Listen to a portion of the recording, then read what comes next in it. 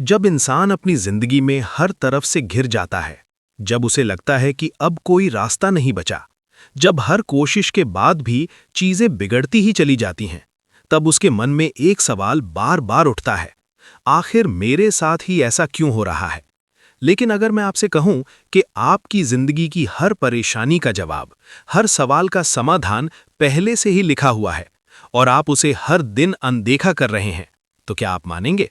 शायद नहीं, क्योंकि हम सब ने उस ज्ञान को सिर्फ एक धार्मिक किताब समझकर रख दिया है। लेकिन सच ये है कि वो कोई साधारण ग्रंथ नहीं, बल्कि जीवन जीने की सबसे गहरी समझ है। भगवद गीता, जो सिर्फ पढ़ने के लिए नहीं, बल्कि समझने और जीने के लिए है। कभी सोचिए, जब इंसान का मन पूरी तरह टूट जाता है, जब उसे अपने ही लोग दुश्मन लगने लगते हैं, जब सही और गलत के बीच फर्क करना मुश्किल हो जाता है, तब उसे क्या करना चाहिए? यही स्थिति थी उस समय जब महाभारत के युद्ध में अर्जुन खड़े थे। उनके सामने उनके अपने गुरु, उनके रिश्तेदार, उनके मित्र और उनका मन पूरी तरह डर, मोह और भ्रम से भर चुका था। उनके हाथ कांप रहे थे, उनका धनुष नीचे गिर चुका था और उन्होंने युद्ध करने से मना कर दिया था। उस समय उन्होंने सिर्फ एक सवाल किया, मैं ये सब क्यों करूं? और तभी उनके सामने खड़े थे उनके सारथी, लेकिन असल में पूरे ब्रह्मांड के मार्गदर्शक कृष्ण। उन्होंने अर्जुन को जो ज्ञान दिया, वही आज भी हर इंसान के जीवन को बदलने की ताकत रखता है। लेकिन समस्या ये है कि हम उस ज्ञान को सुनते तो हैं, पर उसे अपनाते नहीं, और इसी वजह से हम बार बार उसी दर्द, उसी डर, उसी उलझन में फंस जाते हैं।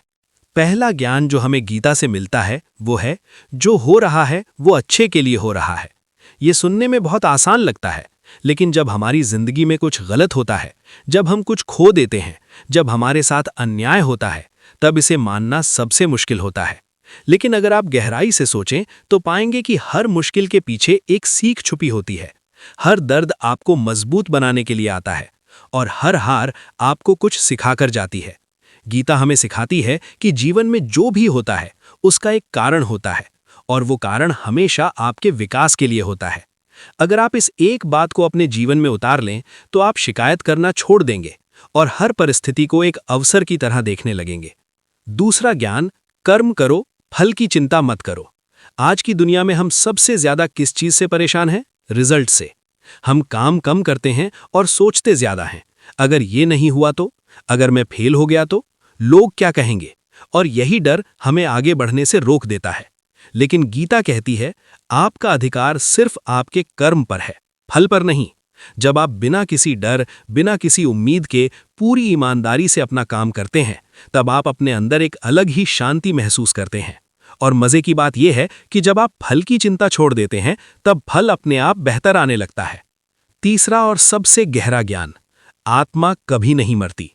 हम अपने जीवन में सबसे ज्यादा किस चीज से डरते हैं? खोने से। चाहे वो कोई इंसान हो, कोई रिश्ता हो या खुद हमारी जिंदगी। लेकिन गीता हमें सिखाती है कि जो असली आप हैं वो कभी खत्म नहीं होते। शरीर बदलता है, परिस्थितियां बदलती हैं, लेकिन आत्मा हमेशा रहती है। जब आपको ये समझ आ जाता है तो आपके अंदर का सबसे बड़ा डर खत्म हो जाता है, और जब डर खत्म हो जाता है तब इंसान सच में जीना शुरू करता है। अब जरा सोचिए, अगर आप इन तीन बातों को सच में समझ लें और अपने जीवन में लागू कर दें, तो क्या आपकी जिंदगी वैसी ही रहेगी जैसी आज है?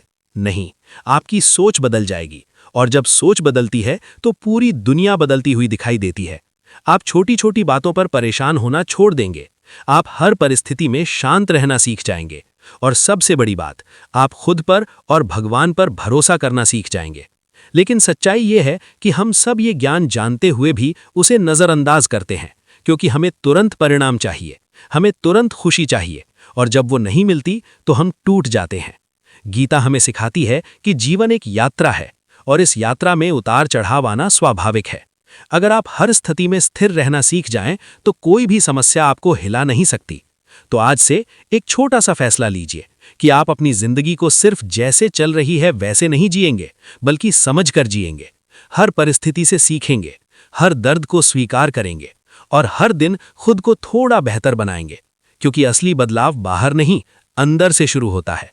अगर ये ज्ञान आपके दिल को छू गया, अगर आपको लगा कि आज आपने कुछ ऐसा सुना है जो आपकी सोच बदल सकता है, तो इस बात को यहीं मत छोड़िए, इसे अपने जीवन में उतारिए और देखिए कैसे धीरे धीरे आपकी पूरी जिंदगी बदलने लगती है।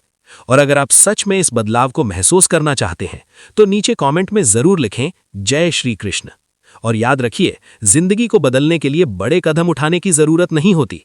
कभी कभी सिर्फ एक सही सोच, एक सही समझ और एक सही दिशा ही काफी होती है।